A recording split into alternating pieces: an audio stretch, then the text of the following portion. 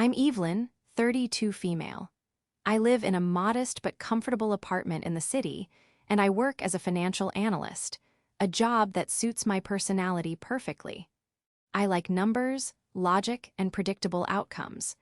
My life is a carefully balanced ledger of sensible decisions and calculated risks. This is probably why my sister Saraphina's life has always felt like a foreign language to me. She lives for the grand gesture, the social media post, and the kind of spontaneous, expensive choices that make my skin crawl.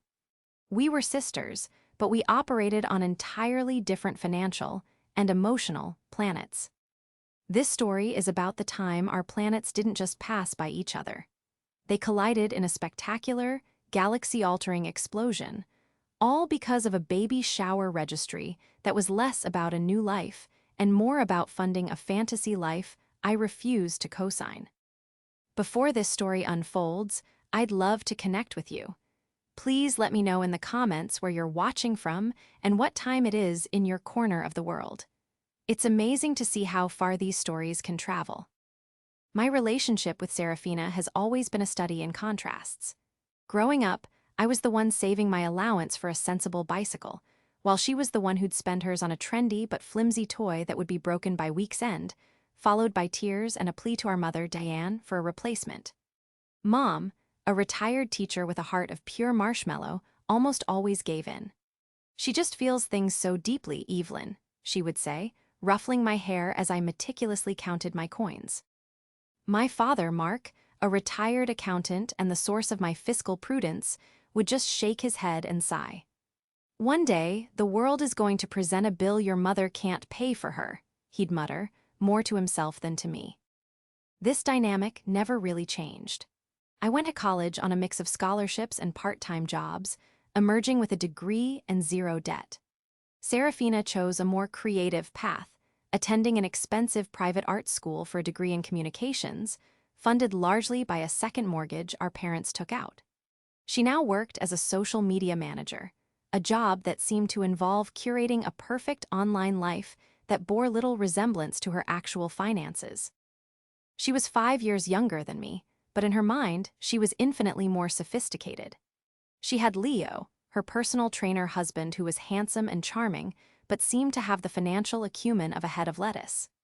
They lived in a trendy, overpriced apartment, drove a leased luxury SUV, and were constantly posting about their weekend getaways and lavish dinners.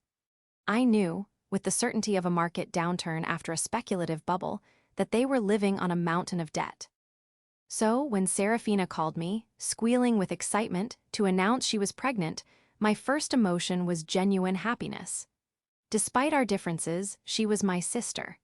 The thought of becoming an aunt, of having a little niece or nephew to spoil, sensibly, of course, warmed a part of my heart I kept carefully guarded. "Oh, Sira, that's wonderful news," I said, my voice full of sincere joy. "Congratulations to you and Leo." "We're over the moon, Evie," she chirped. "I'm already planning everything.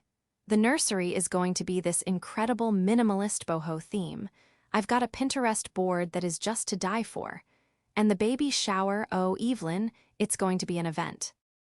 I smiled, picturing the pastel-colored, tastefully decorated party she would inevitably throw. "I'm sure it will be beautiful.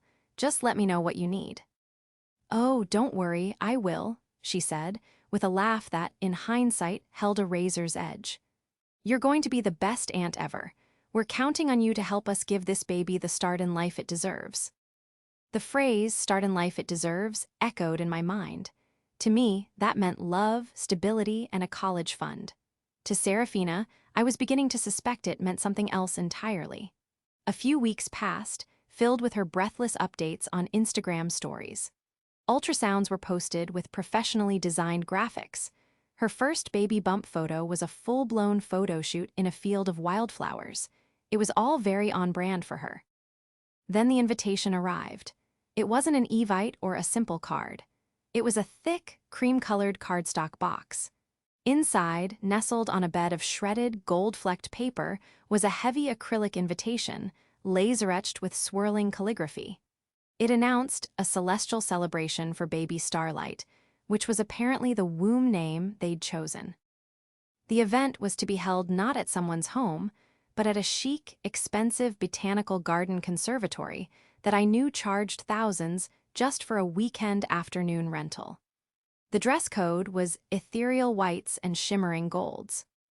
It was the most ridiculously over-the-top invitation I had ever seen. Tucked beside the acrylic slab was a smaller, equally opulent T-card. It read, "Your presence is the greatest gift, but should you wish to bless baby Starlight with more, Saraphina and Leo are registered at the Celestial Dreams Boutique." Below it was a URL. I should have known then. I should have felt the familiar dread that preceded every major life event of Saraphina's. But a part of me, the hopeful older sister, still thought, okay, she's just being extra. The registry will probably have some high-end but normal baby things. I was picturing a premium car seat, a fancy bassinet, maybe some organic cotton onesies that cost a little too much. I was happy to splurge a bit. She was my sister, after all, and this was her first child. I decided I would be generous. I would set a budget of a few $100s and find something lovely for my future niece or nephew. With a deep breath and a sense of impending doom I couldn't quite shake, I typed the URL into my browser, completely unprepared for the digital slap in the face that awaited me. The page took a moment to load, its banner a professionally shot photo of Saraphina and Leo cradling her bump, looking not at each other, but directly into the camera with serene, knowing smiles. It was the smile of people who believed they deserved the world and were about to send you the bill for it. The webpage for the Celestial Dreams Boutique loaded with a soft, chiming sound, as if angels themselves were heralding the arrival of a truly blessed child. The site was slick, a bespoke creation that was clearly not a standard registry from a big box store. The header read, "Showering Saraphina, Leo, and baby Starlight with love." The layout was less of a list and more of a curated catalog of items so luxurious. I initially thought it must be a joke, a parody account Saraphina had set up for laughs. My eyes scanned the first few items. There was a cashmere baby blanket for $800, a set of 6 organic bamboo onesies for $450, a baby monitor system that looked more complex than the security setup at my office for $1,200. I felt a nervous laugh bubble up in my chest. This was classic Saraphina, aspirational to the point of delusion. I scrolled down, looking for something, anything, in the realm of reality. A teething ring, perhaps, a set of baby books. Instead, the items grew more audacious. There was a high-tech, smart bassinet that gently rocked the baby and played white noise, priced at a cool $2,500. Then I saw it. The item that made the air leave my lungs in a sudden whoosh. It was listed as the Royal Kensington P500 all-terrain stroller. It was a monstrosity of chrome, leather, and what looked like airplane-grade aluminum. It boasted an adaptive suspension system, climate control within the bassinet, and a design that looked like it had been conceived by a luxury car manufacturer. The price tag was a staggering $12,000. $12,000 for a stroller. I stared at the number, blinking. It had to be a typo. Maybe it was $120. I clicked on the item. No typo. $12,000 plus tax and shipping. My mind, the mind of a financial analyst, was reeling. I could map out an entire investment strategy with that amount of money. It was a significant portion of a down payment on a sensible starter home in many parts of the country. It was more than the value of my paid-off, reliable sedan. And they wanted someone to buy this for them. My disbelief curdled into a hot, simmering anger. This wasn't about the baby. This was a naked cash grab, a performance of wealth they didn't possess. I continued scrolling, morbidly curious to see how much deeper the rabbit hole of their entitlement went. I found a crib, hand-carved from sustainably sourced Norwegian maple, for $7,000. A diaper pail that claimed to be odor sealing using proprietary nanotechnology for $500. It was an endless parade of insanity. But the final item, the one at the very bottom of the page, was the true masterpiece of audacity. It wasn't even an item. It was a wishing well fund. The description read, "To build our nest, we dream of a perfect home for our growing family. Your contribution to our down payment fund will help make baby Starlight's first home a reality. They had set a goal of $50,000. They had put a down payment for a house on their baby shower registry. I slammed my laptop shut. I stood up and paced my small living room, my heart hammering against my ribs. I felt a profound sense of insult, not just for myself, but for every guest they had invited. They weren't asking for gifts. They were crowdfunding a lifestyle they couldn't afford, using their unborn child as leverage. The sheer gall of it was breathtaking. I took a few deep breaths, trying to regain my composure. I had to talk to her. Maybe she didn't realize how this looked. Maybe Leo had put her up to it. I needed to give her a chance to explain before I completely lost my mind. I picked up my phone and dialed her number. She answered on the second ring, her voice S. "Irapi sweet. Evie, hi, did you get the invitation? Isn't it just gorgeous?" "I got it, Sierra," I said, my voice tight, "and I just looked at the registry." There was a pause. I know, right? It took me weeks to curate. I wanted only the best for my baby. Nothing is too good. "The best," I said, my voice rising despite my efforts to keep it level. "Saraphina, there is a $12,000 stroller on there. You've listed a down payment for a house. Are you out of your mind?" The sweetness in her voice vanished, replaced by a defensive chill. "It's the safest model on the market. It has a 5-star crash rating. Don't you want your nephew to be safe?" The manipulation was so blatant, it was almost impressive. A $500 stroller from a reputable brand also has a 5-star crash rating. This is not about safety, and you know it. This is about you wanting to look like a millionaire on Instagram. "I can't believe you," she hissed. "I thought you, of all people, would be happy for me and want to spoil my baby. You have a good job. You make plenty of money. Why are you being so cheap and judgmental?" "Cheap," I laughed, a sharp, humorless sound. "This has nothing to do with being cheap. This is about being sane. You are asking your friends and family, people with mortgages and bills and their own financial responsibilities, to fund your fantasy. It's greedy and it's embarrassing." "It's not embarrassing to want nice things," she shrieked, her voice getting shrill. "It's for the baby. This is the most important time of my life, and you're trying to ruin it with your negativity and your spreadsheets. Nobody needs a $7,000 crib, Sierra. The baby won't know the difference between Norwegian maple and IKEA pine. This is for you and Leo, not the baby." "You know what, Evelyn? I don't need this. I am creating a positive, nurturing environment for my child, and I will not let you poison it with your jealousy." "Jealousy?" I sputtered. "Jealous of what? Your crippling debt, your complete detachment from reality." That was it. That was the final blow. Her voice dropped to a low, furious growl. "I knew you'd be like this. I told Mom you would be. You've always looked down on me." "I've never looked down on you," I said, my anger suddenly giving way to a deep, aching sadness. "I've worried about you. This just proves I was right too." "Well, don't worry about me anymore," she spat. "If you think the registry is so offensive, then don't buy anything from it. In fact, if you can't support me and my family at this special time, then don't bother showing up at all." The line went dead. I stood in the silence of my apartment, the phone still pressed to my ear. The ultimatum hung in the air, sharp and ugly. Then don't bother showing up. She had drawn a line in the sand, not with sand, but with gold dust and designer labels, and she had dared me to cross it. A cold, clear certainty settled over me. I wasn't angry anymore. I was just done. "Okay," I whispered to the empty room. "I won't." I had expected Saraphina to be angry, but I had foolishly assumed it would remain a private battle between the two of us. I underestimated her ability to weaponize our family against me, a skill she had been honing since childhood. Not even 10 minutes after she hung up on me, my phone rang again. The caller ID showed it was my mother, Diane. I took a deep breath, steeling myself for the second wave of the assault. "Evelyn, what on earth did you say to your sister?"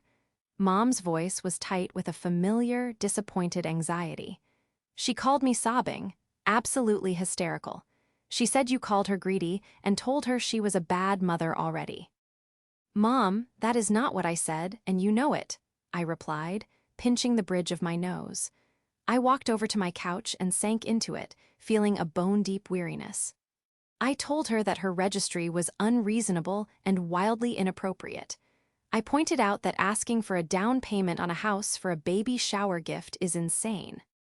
It's a wishing well, she corrected me, as if the euphemism made it any less ridiculous. It's a modern thing, dear. A lot of young people do it. They're just trying to build a stable home for the baby. You know how expensive the housing market is. I do know. I'm a financial analyst, remember. I also know that Saraphina and Leo live in a luxury apartment they can't afford and drive a car they can't afford. A baby shower is not a solution to a decade of poor financial planning. There was a heavy sigh on the other end of the line. Evelyn, please, this is such a special time for her. She's pregnant and hormonal. She's sensitive right now. Why can't you just be supportive? She looks up to you, you know. That was the line Mom always used, the one designed to make me feel responsible for Seraphina's feelings. For years, it had worked. I'd bite my tongue, open my wallet, and play the role of the stable, supportive big sister. But something inside me had snapped. The sheer, unadulterated entitlement of that registry had cauterized the part of me that was willing to enable her. Supportive doesn't mean funding a delusion, Mom, I said, my voice dangerously calm. Asking people to spend thousands of dollars on a stroller is not asking for support. It's demanding a tribute. I told her I wouldn't be buying anything from that list, and she told me if I didn't, I shouldn't bother coming to the shower. Well, of course she said that. You hurt her feelings, Mom cried. She feels like you're judging her, that you think she's not good enough. My God, Mom, are you listening to yourself? I finally snapped, my patience gone. She is the one who issued an ultimatum. She is the one making her love and affection conditional on receiving a gift worth more than a used car. Why are you defending her? Why is she always the victim? Because she's your sister. The words were a desperate plea. Families are supposed to stick together. You're the older one. You should be more mature. Just buy her something from the list, not the stroller, obviously, but one of the other things. And call her and apologize. Apologize? The word hung in the air between us, sucking all the oxygen out of the room. I was to apologize for reacting rationally to an irrational demand. I was to apologize for refusing to be extorted. The injustice of it was a physical weight on my chest. No, I said, the words small but solid. I will not apologize for this. I love my sister, but I will not participate in this. If she wants me at her shower, she can apologize to me for the ultimatum. Otherwise, I'll respect her wishes and I won't be there. My mother was silent for a long moment. I could hear her breathing, could picture her sitting in the floral armchair in her living room, twisting the ring on her finger, her mind scrambling for a way to smooth everything over, to push the conflict back under the rug where it belonged. Evelyn, you're breaking my heart, she whispered. You're going to tear this family apart over a gift. No, Mom, I said, my own voice cracking slightly. Saraphina is tearing this family apart over money. There's a difference. I ended the call before she could reply. I knew I had hurt her, but I also knew that if I stayed on the line, she would eventually wear me down, as she always did. My resolve felt fragile, like a thin sheet of ice over a deep, cold lake. I needed to protect it. Later that evening, my father called. Mark, the pragmatist, the man of numbers, was usually my silent ally in these matters. He rarely got involved in the emotional skirmishes between my mother, my sister, and me, preferring to remain a neutral Switzerland. Hey, kiddo, he said, his voice quiet. Your mom told me what happened. I'm sure she did, I said, bracing myself. That's quite a registry, he said, and I could almost hear the wry smile in his voice. A down payment, huh? That's a new one. A small flicker of hope ignited in my chest. You see it, right, Dad? You see how crazy this is. He sighed, a long, weary sound.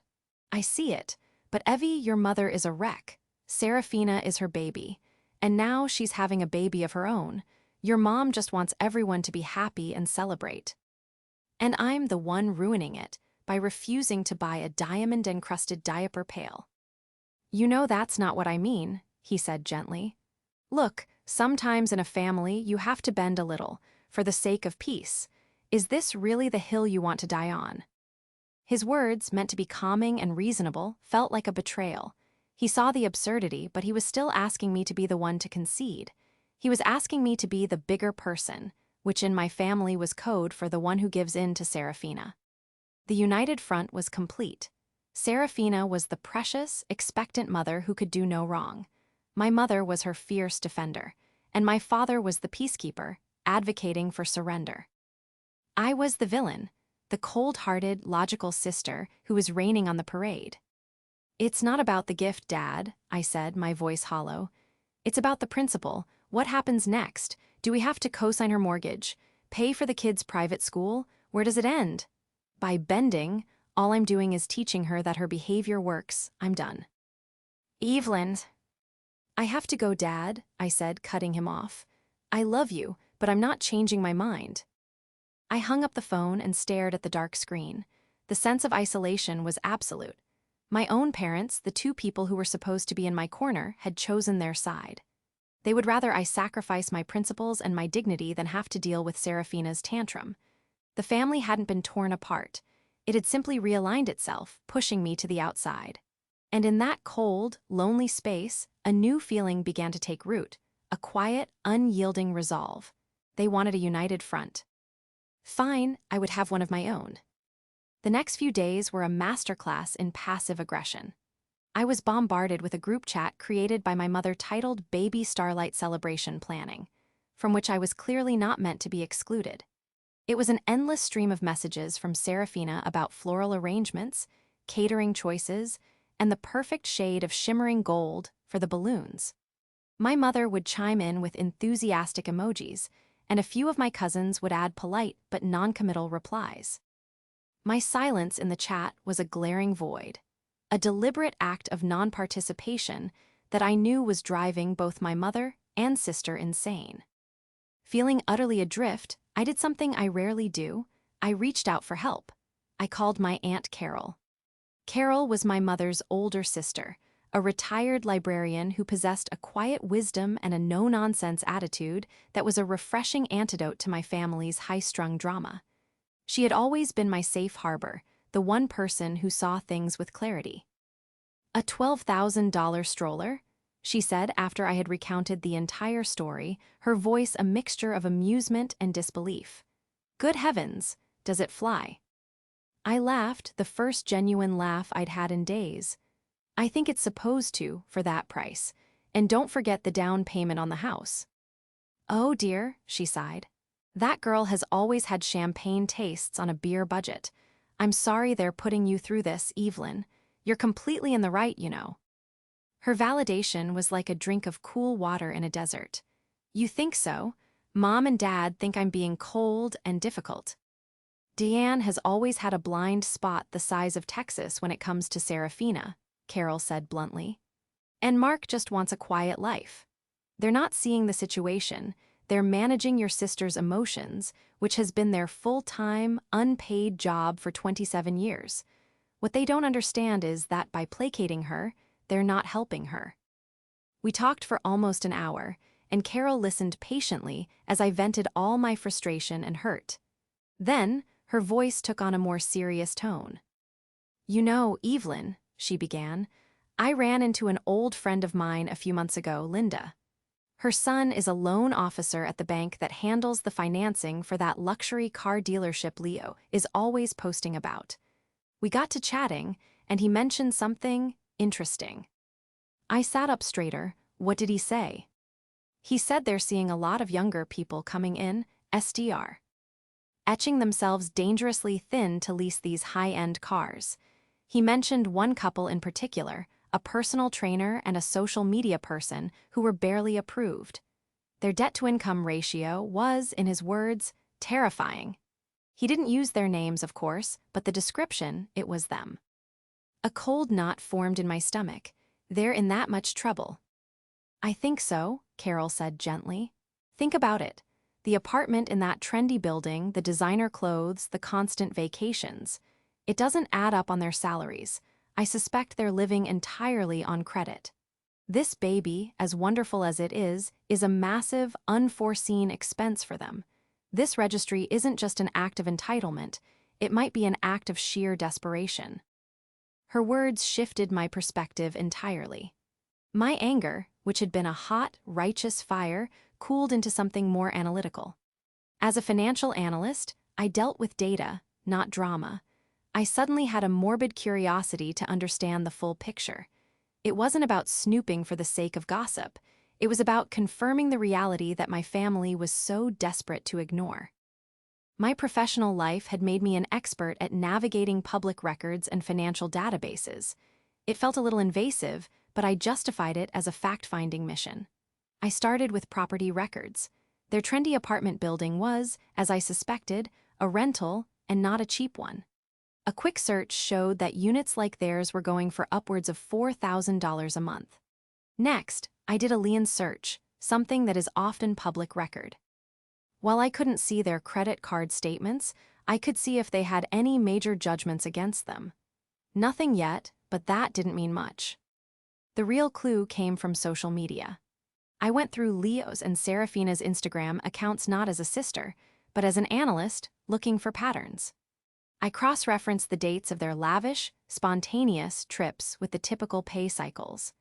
I noticed that the big-ticket purchases and weekend getaways almost always happened at the end of the month, a classic sign of people living paycheck to paycheck, splurging the moment money comes in before bills are due. I also noticed how many of their designer items were tagged with ad or sponsored in tiny font. Saraphina was getting a lot of freebies, but she was presenting it as a life she was purchasing. She wasn't just curating her life, she was fabricating it. The final piece of the puzzle came from a county record search for business licenses. Leo's thriving, personal training business wasn't a business at all. He was working as a contractor for a high-end gym, meaning no salary, no benefits, and an income entirely dependent on how many clients he could book. It was an unstable foundation on which to build such an extravagant life. Putting it all together, the picture was grimly clear. Aunt Carol was right. They weren't just entitled, they were drowning. The pressure of maintaining their flawless online image, combined with the impending, very real cost of a child, had pushed them into a state of panic. The baby shower was their Hail Mary pass, a desperate attempt to get their friends and family to finance the next chapter of their fantasy. They weren't just asking for a $12,000 stroller because they thought they deserved it. They were asking for it because they had no earthly way of affording even a basic one. This new knowledge didn't make me forgive Saraphina. Her methods were still manipulative and her ultimatum cruel. But it did change my emotional response. My anger was replaced by a kind of weary pity. My fight was no longer with my deluded sister. It was with the entire false reality she had constructed. And I knew, with absolute certainty, that the most powerful thing I could do was not to argue with that reality, but to simply refuse to acknowledge it at all.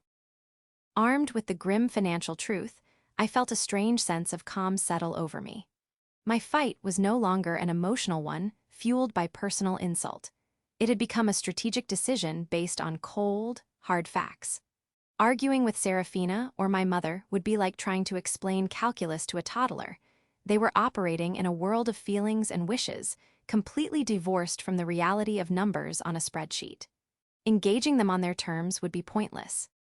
The only way to win was not to play the game. So I formulated my plan. It was simple, elegant, and I suspected would be infuriatingly effective. My plan was to give them exactly what they asked for in a way. Saraphina had told me not to come if I wasn't going to support her registry. Fine, I wouldn't come. My weapon of choice would be a polite, unwavering, and complete silence. The first step was the RSVP. The beautiful, acrylic invitation had a link to a website for RSVPs. I clicked on it, entered my name, and selected "Will not be attending." I left the optional message field blank. No excuses, Out having a prior commitment, no lengthy explanations. Just a simple, factual no. I clicked submit and felt a weight lift from my shoulders. The second step was the gift. Not showing up without sending a gift would paint me as petty and cruel, giving Saraphina the exact ammunition she needed to martyr herself. But buying from the registry was out of the question. So, I went to a normal, mid-range department store website. I scrolled through their baby section, past the sensible car seats and the affordable playpens, and created a perfectly lovely, traditional baby gift. I bought a beautifully illustrated collection of classic children's books, a soft and practical baby quilt in a neutral yellow, a highly rated diaper bag that was functional rather than a fashion statement, and a set of simple, white cotton onesies. The total cost was around $250, a generous but perfectly reasonable gift for a new niece or nephew. I had it gift-wrapped and shipped directly to their apartment, scheduled to arrive a few days before the shower.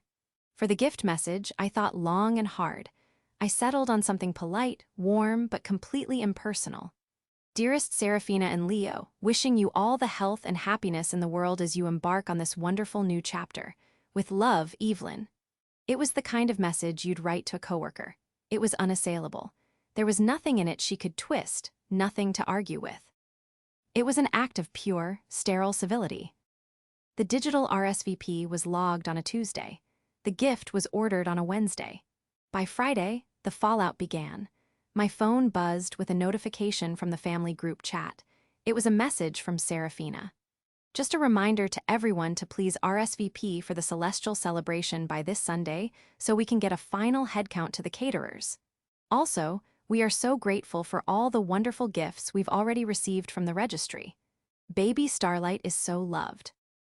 It was a pointed, public jab, clearly directed at me. I read the message and set my phone down. I did not reply. A few hours later, a direct text from my mother arrived. Evelyn, I saw you RSVP'd no. I am begging you to reconsider. You are going to regret this for the rest of your life. Please just call your sister. I read the text. I put a heart reaction on it to signify I'd seen it, and then I did not reply. My silence was a vacuum, and my family rushed to fill it with their own noise. The next day, Saturday, my father called. I let it go to voicemail. Evelyn, it's Dad. Your mother is beside herself. Look, whatever is going on, we can work it out. This silent treatment thing is not the way. Call me back. I saved the message and did not call him back. The gift was delivered to Saraphina's apartment that afternoon. I received the delivery confirmation email. For a few hours, there was nothing. I imagined the scene. Saraphina opening the standard brown cardboard box, expecting something from her curated fantasy list, only to find a perfectly normal baby gift.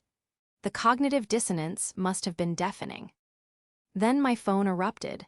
A text from Saraphina. I received your gift. I don't know what this is supposed to be. A joke. A silence. Another text 5 minutes later. None of this was on my registry. I specifically chose items that the baby needs. What am I supposed to do with this? A silence. Another, this one full of rage. You are trying to ruin this for me. You are so unbelievably selfish and cruel. After everything I said, you do this just to spite me. Everyone sees what you're doing. My thumb hovered over the keyboard. The urge to type back to defend myself was immense. The urge to write, the baby needs a safe place to sleep, not a $7,000 Norwegian art installation, was almost overwhelming. But I held back. Replying would mean re-engaging in the game on her terms. Silence was the only move that kept me in control. I turned my phone off and put it in a drawer. I spent the rest of the weekend in a state of self-imposed digital exile. I went for a long hike. I deep-cleaned my apartment. I read a book. I did everything I could to create a bubble of peace around myself, a fortress against the emotional siege I knew was being waged against me. When I finally turned my phone back on Sunday evening, it was a war zone of missed calls and frantic texts from my mother, my father, and a few flying monkey cousins who had clearly been recruited by Saraphina. They called me petty, they called me childish, they called me jealous. They accused me of trying to sabotage my sister's happiness. Through it all, I did not respond to a single message. I just let their accusations hang in the digital ether. I had RSVP'd. I had sent a lovely gift. I had wished them well. My actions were polite and appropriate by any normal standard of social conduct, and by refusing to defend them, I was forcing them to confront the insanity of their own expectations. My silence was holding up a mirror to their drama, and they did not like the reflection. They could scream into the void all they wanted, but I was no longer going to be their echo. The day of the celestial celebration arrived, a bright, sunny Saturday. I woke up feeling a strange mix of anxiety and peace. The thought of my entire extended family gathering to celebrate my sister while collectively casting me as the villain was unsettling. But the thought of not having to be there, not having to plaster on a fake smile while navigating a minefield of passive aggression and performative luxury, was liberating. Instead of squeezing into an ethereal white outfit, I put on my favorite hiking gear. I drove out to a state park an hour outside the city, left my phone in the car, and spent the next 5 hours climbing a mountain. The physical exertion was cathartic. With every step, I felt the stress and drama of the past few weeks sloughing off me. I stood at the summit, breathing in the clean air, feeling the sun on my face, and felt a profound sense of rightness in my decision. I was miles away from the conservatory, the shimmering gold balloons, and the weight of my family's expectations. I was free. I returned to my car late in the afternoon, feeling pleasantly exhausted. I knew the shower would be over by now, and curiosity finally got the better of me. I turned on my phone. It immediately began to vibrate and buzz, a frantic symphony of notifications. There were a dozen missed calls from my mother, my father, and, surprisingly, from Aunt Carol. There were over 50 new text messages. I ignored the frantic messages from my parents and sister and opened the ones from Carol first. The first one, sent around 3 p.m., read, "At the shower, it is something else. Call me when you can." The next one from an hour later, "Things are not going well. Saraphina is fuming. Very few gifts from the registry. The wishing well is basically empty." The final one, sent just 30 minutes before I got to my car, was the one that made my eyebrows shoot up. "It's officially a disaster. Saraphina had a full-scale meltdown. In public. People are leaving. Call me ASAP. You are not going to believe this." I immediately dialed her number. She picked up on the first ring. "Evelyn, are you okay? I was getting worried." "I'm fine, Carol. I went hiking. I just saw your texts. What happened? Tell me everything." Aunt Carol took a deep breath. "Oh, honey, where do I even begin? It was a catastrophe from start to finish. First of all, the place was half empty. It looked like maybe 30 people showed up, and the conservatory can hold at least 100. A lot of people must have gotten the same impression you did from the registry and decided to stay away." I felt a small, vindicated thrill. So it wasn't just me. "Not by a long shot," she confirmed. "The ones who did come were mostly our family and a few of her and Leo's close friends. And the gifts? Oh, the gifts. The gift table was the saddest thing I've ever seen. There were a few medium-sized boxes, but most of it was gift bags from normal stores. I saw things from Target, from Bye Bye Baby. I even saw the box with your quilt and books on it." "Did she open them?" I asked, morbidly curious. "She had to," Carol said with a grim chuckle. She had planned this whole grand opening ceremony, but as she opened one normal, lovely gift after another, diaper genies, baby clothes, a bouncer, her face just got tighter and tighter. The smile she had plastered on was starting to look like a pained grimace. Leo kept trying to rub her back, but he just looked terrified. I could picture the scene perfectly. Saraphina, the star of her own show, being confronted with the stark reality that her audience had refused to follow the script. "The breaking point," Carol continued, her voice dropping conspiratorially, "was when she opened a gift from Leo's parents. They're sweet, simple people, They'd gotten her a very practical, high-quality travel system, a stroller and car seat combo. Probably cost them $400 or $500. A very generous gift." "Let me guess," I said. "It wasn't the Royal Kensington P500. "Not even close," Carol laughed. When Seraphina saw it, her face just collapsed. She looked at it like it was a box of dirt. She forced out a thank you, but you could feel the disappointment radiating off her. And then, our dear cousin Brenda, who has all the subtlety of a foghorn, said, "Oh, that looks so useful, so much more practical than that car you guys put on your registry." I groaned, "Oh, Brenda." "Exactly, and that's when the dam broke," Carol said. Seraphina just burst into tears. Not quiet, gentle tears. I'm talking loud, ugly, wailing sobs. She started yelling about how nobody supported her, how nobody cared about giving her baby the best, safest start in life. And then she turned on you. My stomach clenched. What did she say? She screamed, and my own sister couldn't even be bothered to show up. She sent a box of cheap books and a blanket just to insult me. She poisoned everyone against me. She's probably happy about this. She just completely unraveled, right there in front of everyone. She accused Leo's parents of not loving their grandchild enough. She accused her friends of being cheap. It was mortifying. People started grabbing their purses and making excuses to leave. Diane was trying to calm her down, and Mark just stood there, white as a sheet. It was a complete and utter implosion. I was silent for a moment, processing the image. It was worse than I could have imagined. I had expected a tense, awkward party. I had not expected a full-blown public meltdown.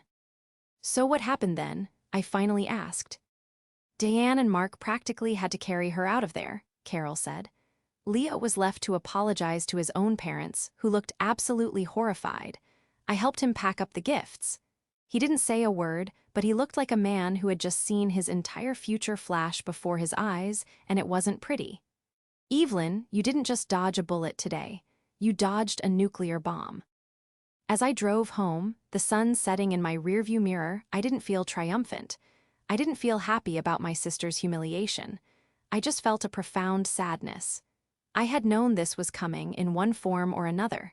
Her fantasy world was a bubble, and I had simply refused to keep blowing air into it. Today, that bubble had finally, spectacularly, burst.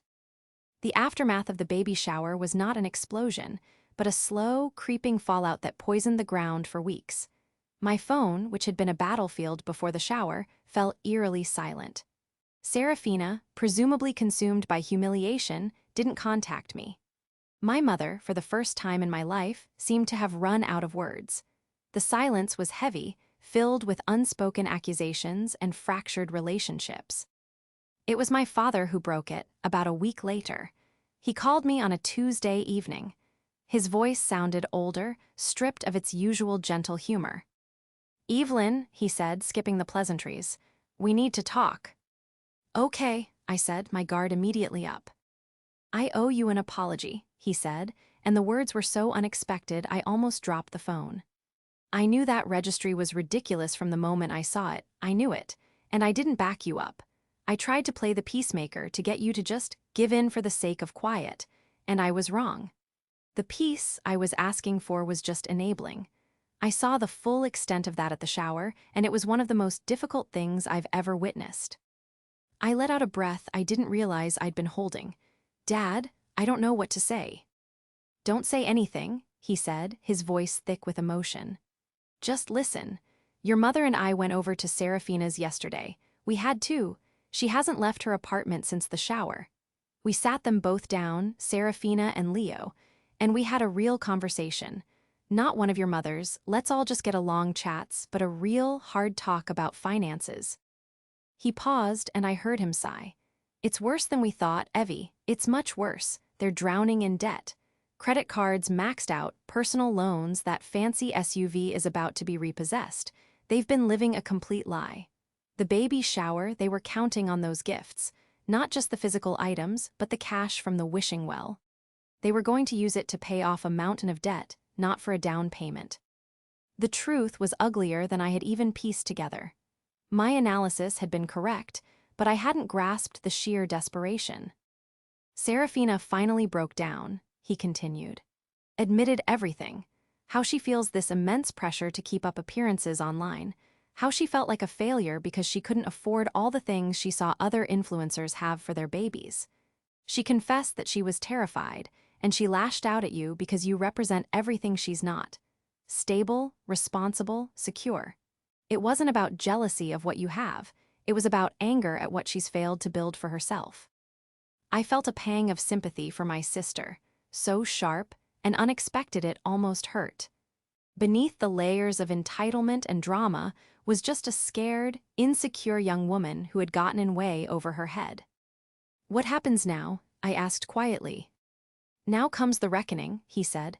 "Leo is getting a second job. Saraphina I.'s starting financial counseling.